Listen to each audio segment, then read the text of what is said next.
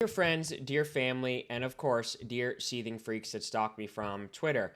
Welcome to Marchese Methods, where we talk all about how to ascertain success in the realms of muscle, money, mentality, and marriage. For today's topic, we are going to talk about why you shouldn't join the military. Ostensibly, that doesn't quite relate to the four areas that we just named. However, you'll see that this is often a big decision in one's life, and all of these things encompass what it's like for your life. I decided to do this video. I wanted to do a video like this for a long time because, in case you missed it, I am an Army veteran, and we are in the midst of World War III breaking out. So, between Israel and Iran, and the United States possibly being drawn into this war. So, I wanted to give people a little bit more informatics that they might not have heard of if they are thinking about joining the military. I was in from 2019 to 2023. I got out via rejection of the COVID vaccine. However, it was a tricky process to navigate. I did do a video on that story on here, but I have to redo it because there's just one bit of information that's revealed that gives way too much ammo to seething freaks that stalk me from Twitter. So I'll re-upload that, but ultimately our topic today is why you shouldn't join the military, especially in light of the Iran and Israel war. So for starters, really this is going to be about what you think you'll get out of it, you actually won't get out of it. That's the main thing I'm going to do here. So for starters, a lot of people want to join the military because they think it'll get them in shape, whatever in shape means. So if you're familiar to my channel, you know that a term like in shape means something different for everybody. And there's a problem wherein what's considered in shape, according to WebMD or whatever, doctors or something along those lines, basically just means a half-assed mediocre physique where you're just slightly not really obese. So when people say, oh, well, I want to get in shape, they're really picturing that they're going to be these sexed up freak beast monsters. However, in the military, you won't get that, and here's why. They don't fucking work out. They don't. Those are your soldiers, Marines, whatever. Well, I shouldn't talk about the other branches, but certainly the Army. They don't fucking work out. If they do, it's at most 3 times in a week. And if it is a workout, it's a half-ass fucking run for 20 to 40 minutes or jumping jacks and hoopty-doopty fucking nonsense. And as you might see on the rest of my channel, I explicate that that's not enough to get you a sexed up, freak beast, gym rat, fucking swole monster physique. Running around and doing jumping jacks will never get you that. You need to lift weights. You need to grow up and stop coping about not lifting weights. Just fucking lift them. And you'll see all the specific strategies throughout all of my videos on what that entails. So they don't work out enough. They don't work out with weights, and their workouts are half-ass. Now, this relates to discipline. So, firstly, you cannot rely on somebody else telling you to work out to get you to work out. Number one, because they won't tell you. Even if it's the mandatory workouts, they're the half-ass workouts, as we just mentioned. But also, the workouts, or rather, you can't outsource this. So if you're relying on somebody else to tell you, not only will they not tell you, but if you don't tell you to get up and go to the gym, you're just never going to. Or you're going to half-ass it, or you're going to put on a show in front of that person that's telling you to even more half-ass than the already half-ass workout, and you're never going to ascertain any results. And what's more with that is that the idea of discipline, the self-control, that sort of thing that people want out of working out, the confidence, you're never going to feel confident if you didn't make yourself do it. Because that's where confidence truly lies. It is in keeping your promises to yourself and doing what's right of your own volition. You'll never be able to outsource this to other people, to mandatory requirements for a job or something like that, because not only will you not get sexed up, but you're never going to feel good about it, and you're never going to have a true, authentic pursuit of it, which means you're either going to half-ass or you're not going to get a true sense of self and confidence through the working out. Now, this relates to discipline. A lot of these characters think that when joining the military, they'll get discipline. But what does discipline mean here? Because the definition here gets conflated because there's two versions of the word discipline. Discipline in terms of an authority figure having jurisdiction over you or reprimanding you for misbehavior, right? To discipline your children, to discipline your subordinates. So that's the military's discipline, but discipline in terms of getting yourself to do things despite how you feel, the military will not provide you that. And as a matter of fact, nothing external will provide you that. The only person who can provide you that is yourself. You have to self-generate that with a true, authentic telos or goal for these habits and behaviors. You have to specifically value that habit and behavior in and of itself, absent its consequences. Because if there's a consequentialist idea of, oh, go to the gym, get girls, what happens when you get girls? Or what happens when girls like you even if you don't have a sexed up freak beast physique? Now you're left empty-handed. So people conflate discipline in terms of authority and discipline in terms, I should say it like this. People conflate externalized discipline, authority, with internalized discipline and authority. What's more, suppose there was an external authority. Let's suppose they even made you do the real workouts and everything. My leg's itchy here. I'm looking at the camera here and I'm like, it looks like I'm scratching my ass. People have this false idea that if somebody tells you to do workouts, let's say, and even those 5 to 7 times a week, Marchese Methods workouts, and me telling you to work out, people think that they'll cross a habit threshold wherein they'll do it for the 21 days, right? We've heard that meme. It takes 21 days to build a habit, 3 months to break it. They think that those 21 days will trigger some sort of Python program in their heads, wherein now they don't need the other person, they don't need anyone or anything, and they don't even need to make themselves do it. Just the Python program makes them do it. I got used to it or something like that. And the truth is, you're never going to get used to the discomfort of weightlifting. You're going to get used to it like emotionally. You can actually, in fact, just reorganize your neurons to tell yourself it's not that bad, it's not that comfortable, but ultimately not that uncomfortable. But ultimately, it'll be up to you every single day to make the decision to behave that way, to go to the gym. It's not like you can be forced to by this program in your brain and, your hand is reaching for the weight and you can't even stop it because the program's going. You have to make an actual decision every day to go lift weights or something along those lines. And it's always going to be uncomfortable. You get used to the discomfort insofar as you learn to value it. You learn to value the confidence you get from subjecting yourself to it despite its discomfort. You learn to see the joy in suffering, so to speak. But there'll never be a program making you do it. There will never be, low IQ moment. There will never be some means by which you aren't tasked with making that decision every day. This is where true self-control and discipline actually comes in. You have a transcendental identity and soul that controls your body and mind, and it's up to you every day to make a decision to do so with the gym, with fitness, and everything. Moreover, what does happen when you do try to rely on that programming? What happens when you don't have Sergeant telling you to lift weights anymore or something along those lines?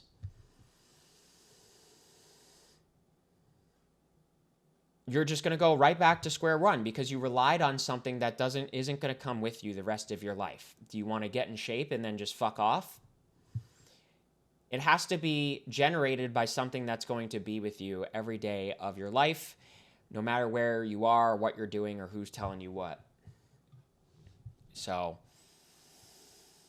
nice background, by the way. That's real. That background, that's real. That's my new house. That's my I'm rich now. You guys are helping me out. I'm world famous. I'm social media famous. So now I'm rich, and I coach some guys too. Nah, that's just a joke. I do like the lighting though. I do like the way there's a window right here, so it shines into my eyes pretty well, huh? Anyway,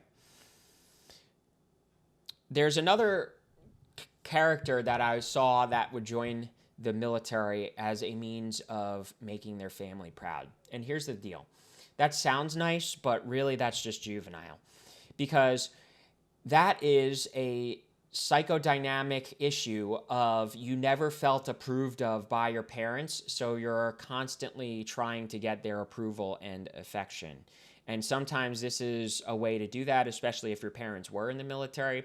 And that's not to psychologize everything. That's not to Barnes and Noble psychologize and trauma, this. But ultimately, a lot of people struggle with basically spending their entire lives trying to get their parents' affection, or trying to get their parents to express affection to them in a way that they will feel affected. They will feel their parents have a love and affection for them. Moreover, if you are joining for this tough guy thing, this tough guy idea, there's nothing tough about eternally trying to please your parents. That's definitionally dependence, which isn't tough. Independence is what's tough.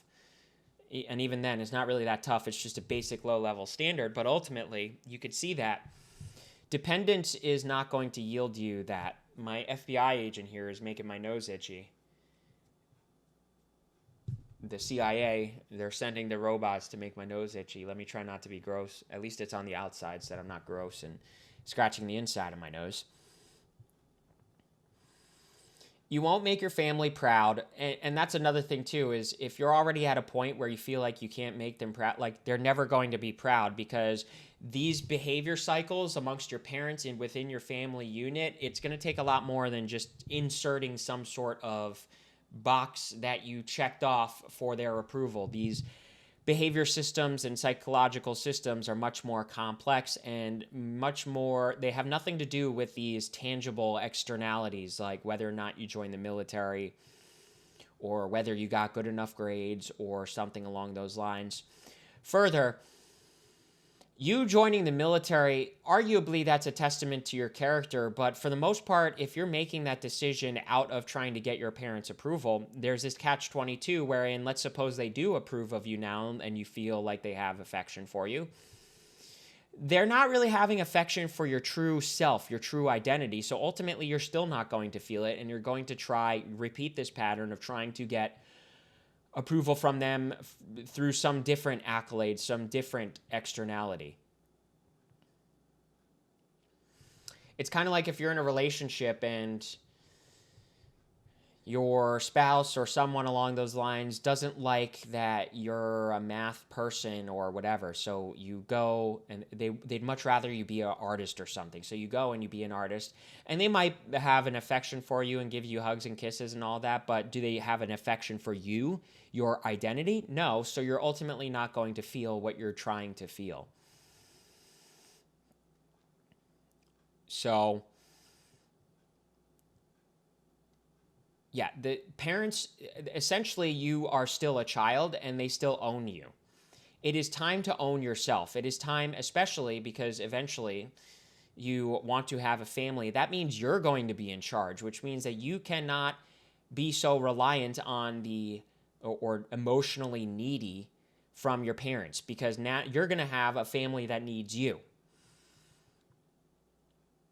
And you're going to have to provide emotional whatever for them.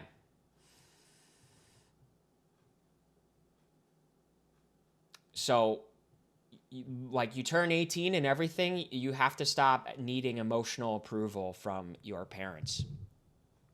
So, I guess I could go into the tough guy element. Well, let's see if these things relate.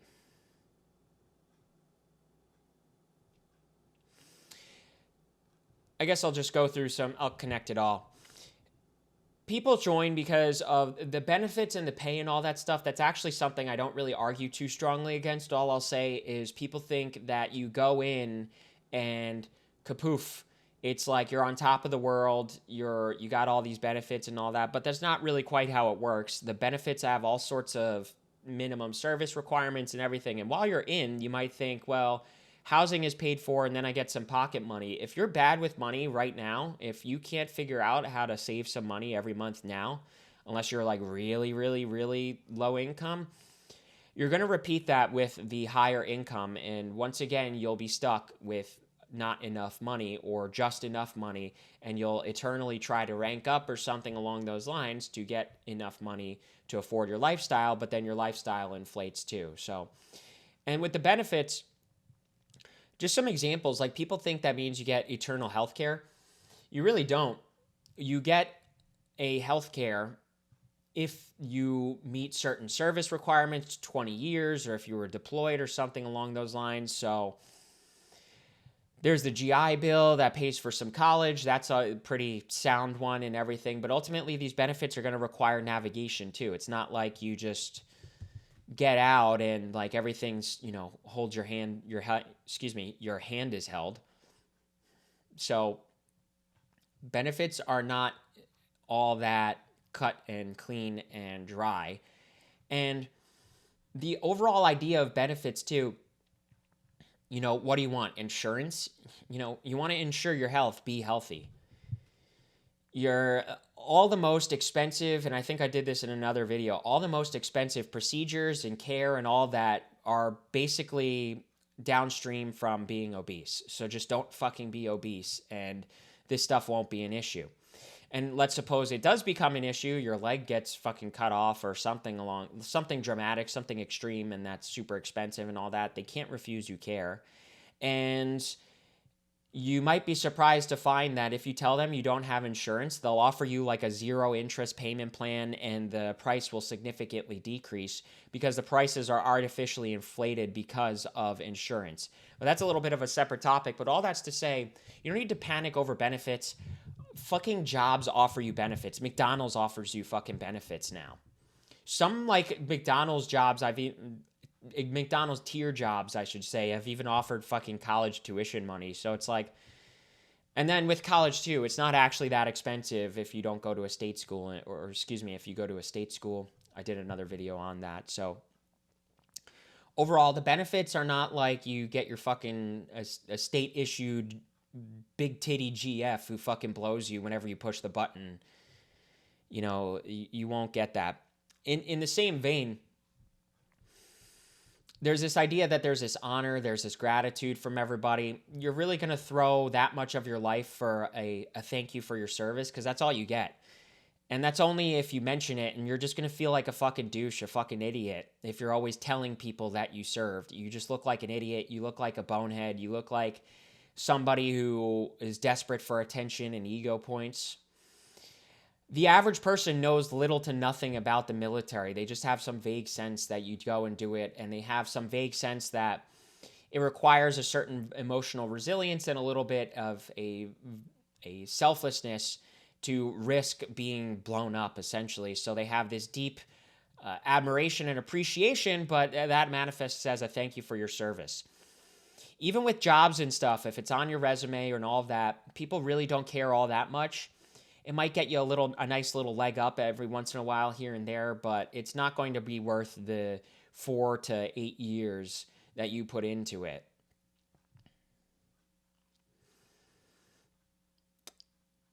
In the same vein, there's a layer of people think it is career progression. All it really is some sort of accolade points.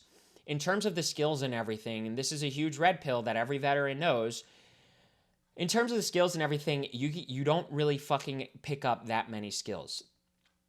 The truth is, you're a glorified janitor or fucking motor pool bitch, as we always would say. All you do all day is chores and errands, basically, looking for stuff and then laying it out to make sure you still have it, and then looking for more stuff, and then going to XYZ Hall or whatever, or filling out some sort of yearly bureaucratic requirement of training, of sharp training or something along those lines. SARP stands for Sexual Harassment Assault Response Program, something along those lines. And you barely do your actual skills, so to speak, job. And even then, they make a lot of the jobs sound way cooler than they are. You know, my job was 15 whiskey, shadow operator, drone pilot. You follow a fucking checklist and you rote memorize a bunch of facts all day.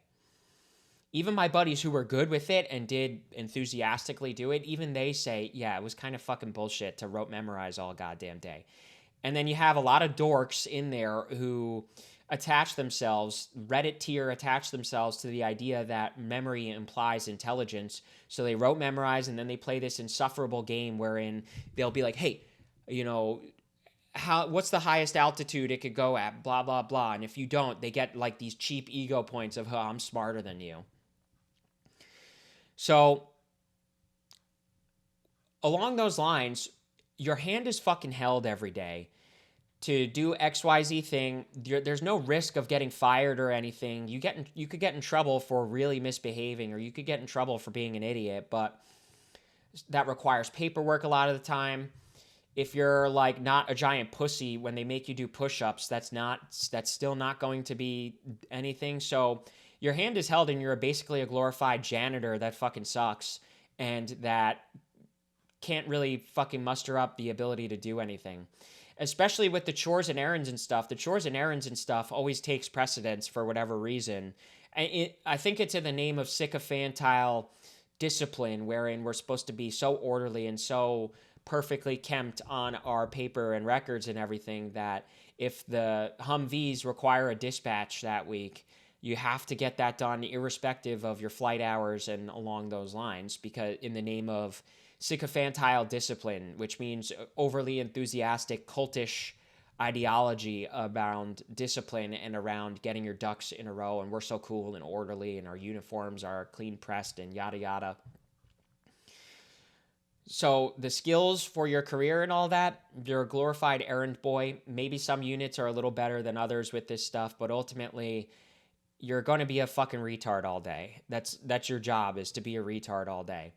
Maybe when you rank up, you ascertain some kind of bookkeeping capability and good with spreadsheets and good with softwares of organization or the military software, navigating it and that sort of thing. And maybe with the specific job, you do rote memorize, you do get at least good somewhat at flying the drones and everything. But this idea that requires some turbo competence that's reserved for the elites of society is just not true. You're an idiot, and your job is even more like like an idiot can do your job almost every time. Even stuff where they're like tactical electrical engineer, like you're a fucking idiot that learned for 6 weeks how to like wire up a fucking radio or something like that. So you will not feel more competent, you will not gain skills, and so on. There's a funny story too. When you are at the end of your contract, they make you congressionally mandated go through a program called SFL TAP, Soldier for Life Transition Assistance Program. And they actually tell you that there's more than enough studies that show that veteran on your resume actually sometimes makes you less likely to get hired, because people think you're like a crazy maniac who like murdered people and got murdered, or saw your friends get murdered, and they think you're going to like have a PTSD attack at work. So they also, you'll feel it, or a lot of vets will tell you they feel like they're stuck. They feel like they have to stay in because they're not trained or prepared for the rest of the world, as was evident in how many soldiers felt coerced into taking the vaccine because they knew on the other end of that was getting kicked out, and they weren't sure that they were prepared for that. Financially, skills-wise, adults-wise. It's even worse if you joined at 18. You'll really feel like you have been babied. You've been pacified this whole time. So nobody knows or cares. Lastly, this is the most important, most nebulous one, because it's abstract, it's psychosocial, and that is that a lot of people go in because they think it'll get them pussy points. They think that it'll make them tough, masculine, alpha, a real man, because, all the woke snowflakes nowadays. Oh. They think that that is a sexual advertisement to women. Not only do women not care, they find it insufferable when you're putting on an act. And that is what you're doing. The reason why you're putting on an act is because, as we mentioned, you're outsourcing toughness or discipline to somebody else to tell you to be that. You really want to be tough, you have to make yourself do these things. The working out stuff, you're not going to get tough, you're not going to get in shape, so you're not going to have some sort of sexed up physique that's going to attract women or make you feel like a man. And the real one is the biggest problem a lot of people have, especially in the midst of politics and everything, the triggered libtards, the heckin' triggered libtards with their heckin' feelings. There's this idea that emotional resilience, your emotional ability to withstand emotional hurt, so to speak, is the ultimate, the highest order of masculinity. And so what these characters do is they think anything that remotely resembles emotional triggering or emotional wound, anything that remotely resembles that, they have to never in a million years come remotely close to giving the appearance of that. More emotional equals more woman, they think. And they think it's like, this false linearity of less emotional equals less man. And anything that appears to be emotional, they can't even risk it, because even if it's not emotional, but it appears emotional, like let's say telling somebody, don't disrespect me like that. What do people, what's the excuse the other person always has? Oh, dude, you're triggered. Oh, you're triggered. So now nobody can just sort of like have enough self-respect to tell somebody to not be rude. It's not triggered. It's not an emotional wound to say, stop being rude. Stop speaking to me like I'm beneath you. That's just what it means to have enough respect to reconcile that there's positions, there's psychosocial etiquette and all of that, and anything otherwise is an attack on you and your character and your identity. And yeah, don't be emotionally wounded, but this is the psychosocial version of somebody punches you in the face and then you punch back and then somebody's like, oh, dude, what, did my punch hurt you, pussy? Like, no, that's not how it works. But if somebody hits you in the face, what are you going to do? Let them keep hitting you? This is the psychosocial version of that. So a lot of guys have gotten to the point of they think that they can't resemble anything like being triggered. So what they do is they join the military because they think it's going to also make them more emotionally resilient. They figure there's this muscle exercise of experiencing things that challenge your emotions, and then you sort of become less emotional, so to speak. And that's actually plausible. But the problem is if what this stuff is challenging to your emotions, like, you're not going to come out on the other end like a super tough alpha. You're going to come out on the other end as like just a normally functioning adult. The way that this stuff challenges your emotions is challenging you to stop being a child and start being like the base level, like level 1 adult. Further, emotional resilience at the price of all other pillars of masculinity is definitionally being a pussy, insofar as you are taking a lazy way out, wherein you figure so long as you are a level 99 in emotional resilience, that means you can neglect all other elements of masculinity and you can wax masculine through that level 99. And that sort of excuses you from putting forth any actual real effort, some real tangible effort towards the other pillars. Namely, you don't get psychosocial masculinity cred for this sycophantile or obsequious, which both means like this enthusiastic subordination to other people, other men. Letting some other drill sergeant yell at you in such a way that it's just a blatant disrespect or something, or, letting somebody boss you around all in the name of, well, I'm not triggered, my feelings aren't hurt, so if my sergeant wants to fuck me in the ass and I say no, oh, well, that's me being, that's being triggered, that's being emotional, that's being a libtard. And it's like, no, this is a person who, like, being a man, being a masculine man alpha also means demanding the respect that you deserve. Now, you're going to have to take orders in some sense. We all, in a way, subordinate to society by living within society's rules. But on these interpersonal levels, you're not tough for letting somebody completely walk all over you. And you're definitely not tough for just obsequious worship of every little military cultural element, for the sake of impressing women or for the sake of producing an image. So, for example, the military ideas of, I don't even know, like the ideas that, oh, well, we're soldiers, so XYZ thing, and if you're just subordinating yourself to that, like the fact that you're subordinating yourself to that inauthentically and you're just doing so because you think it'll give you tough points is definitionally not tough.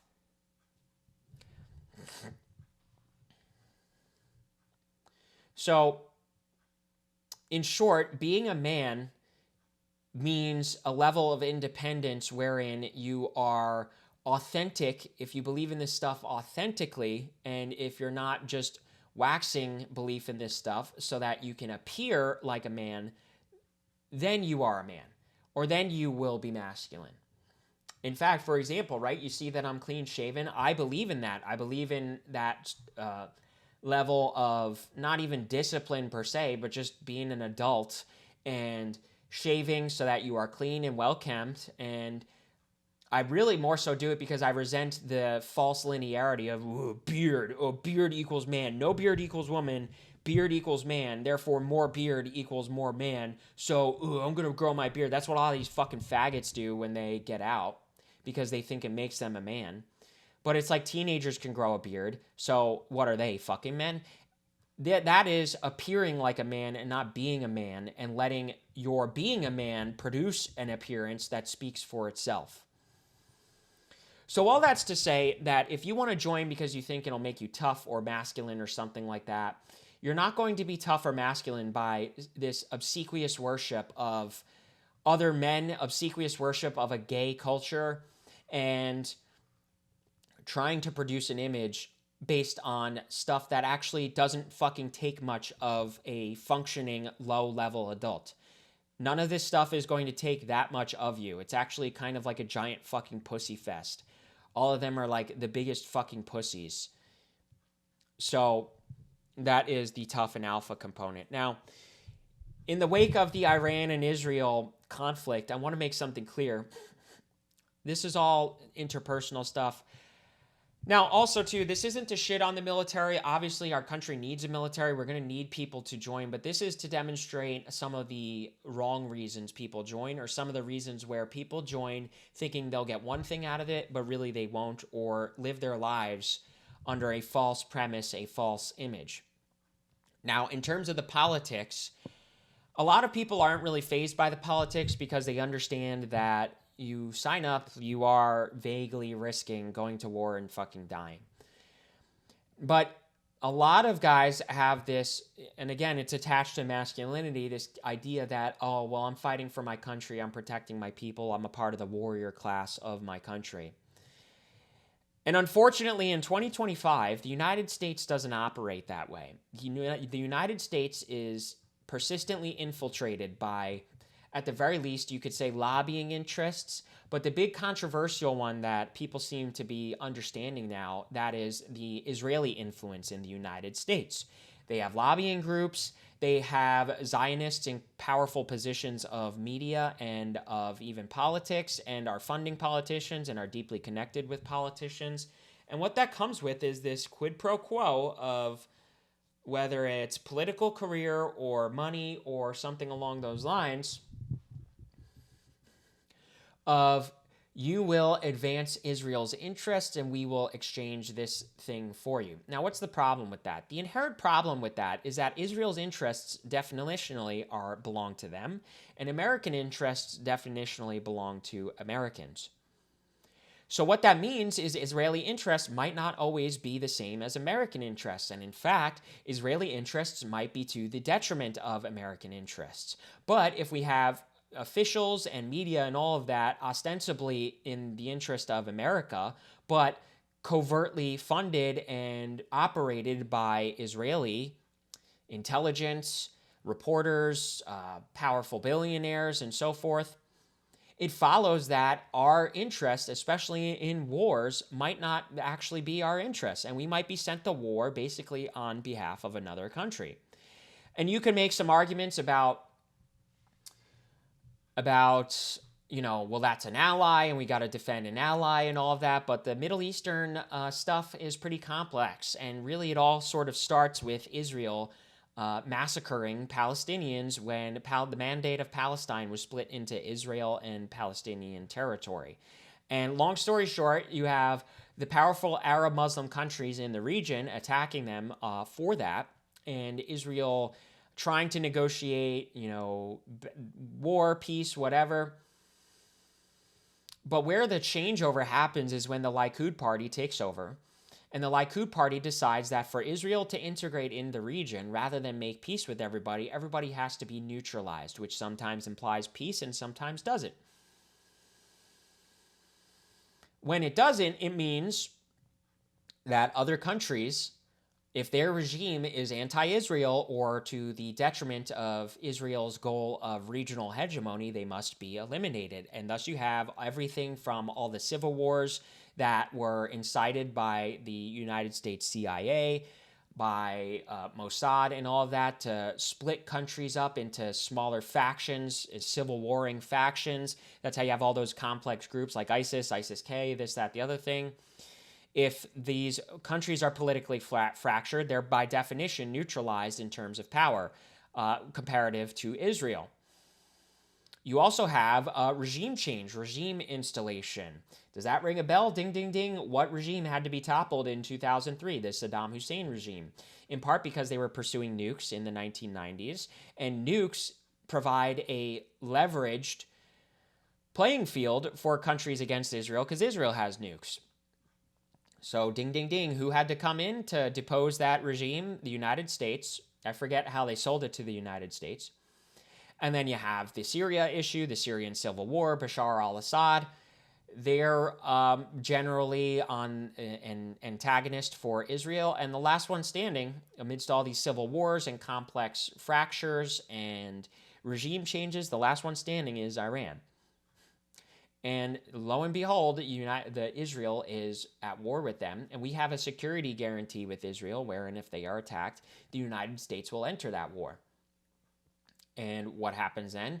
Now you are being sent off to fight for a country that's belligerent, that is trying to ascertain regional hegemony, all for the sake of, whatever. That's their sort of goal. Countries do things like that. Countries invade each other to gain resources and everything, but it's not our fucking country doing that. And it's 2025. We need to grow up in some sense on a country scale, because, it's 2025. The world is deeply interconnected.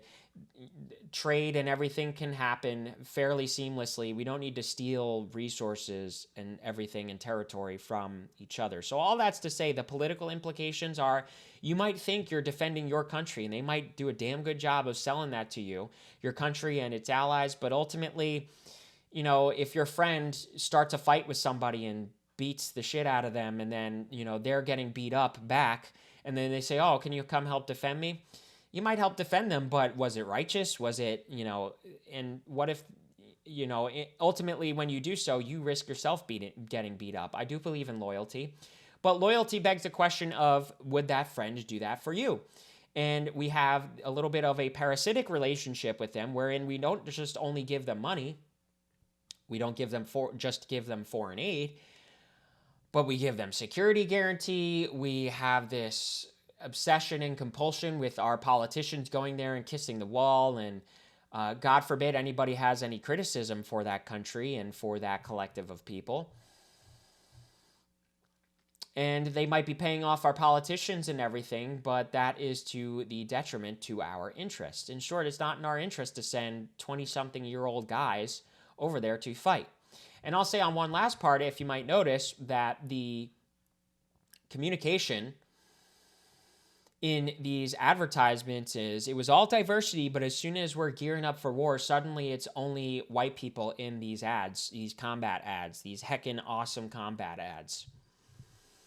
Like, it's just, that's definitionally anti-white propaganda, wherein they're trying to get white people to die on the front lines. And some stalker freak from my real life or Instagram or something along those lines is going to watch this and review that, and then they're going to, whatever, try to stalk me or something like that, or try to tell people what I'm saying. But I've said this to my friends and family, and, you know, the tide is turning on this. If you notice that there's a problem of Israeli influence in the United States, goading us into a war that we don't belong in, goading us into acting on their behalf, and to no interest of our own. And if you notice that they want to use white people to do it, you're not the only one. And that's not to go, hell yeah, brother, white power. That's not to do anything like that. But all that is, that's not to be a cringe nat, as they say, like that. But all that's to say, take that into consideration. It's time for you to have a collective identity with Americans, with your race, because every other race has a collection and a collectivization and a sense of in-group, a sense of pride in that. So I think that's going to be everything for this one. So to wrap this one up, you're not going to get in shape. The workouts are half-assed and bullshit, and you need to lift weights to get sexed up.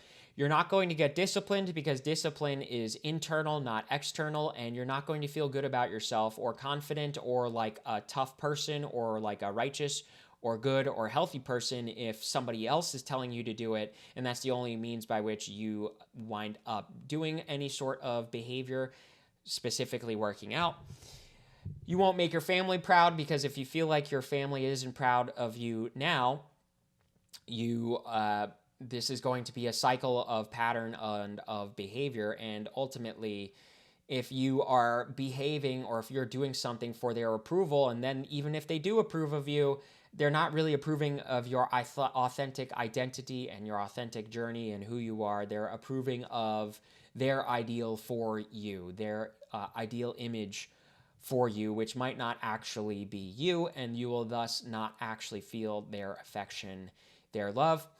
You're 18 plus years old. You don't need to be emotionally dependent on your parents. If you want to have a love and affection for yourself, then you have to rely on yourself for that. And externalizing your sense of self-esteem to others is ultimately not even self-esteem in the first place. Using that as empirical evidence for why you should approve of yourself